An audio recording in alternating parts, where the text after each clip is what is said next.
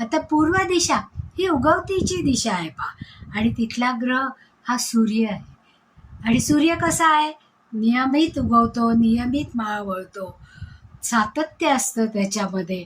त्याचा रंग सुरुवातीला जरी लाल असला तरी नंतर नारिंगी, नंतर पांढरा, अशा पद्धतीने बदलत जातो.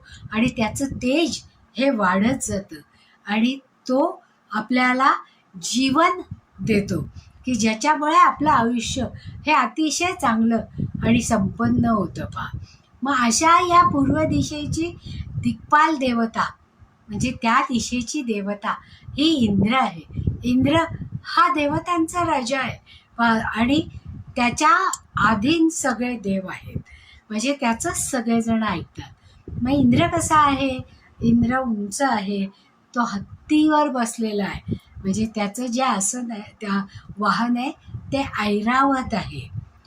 तो आपल्या आयुष्यामध्ये सगळी वृद्धी करतो आणि आपल्याला आरोग्य प्रदान करतो, कारण सूर्यामुळे आरोग्य मिळतं.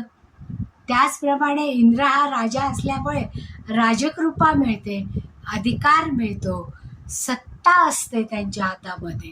सत्ता असली की समृद्धी येते आणि राजासारखं राहता येतं.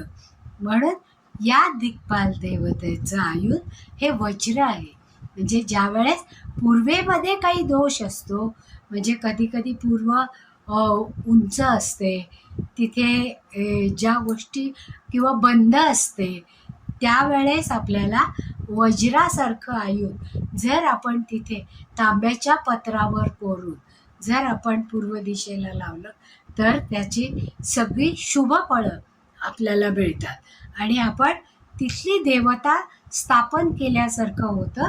म्हणजे ती ऊर्जा आणि ते तेज आपल्याला मिळण्याची सोय करतो.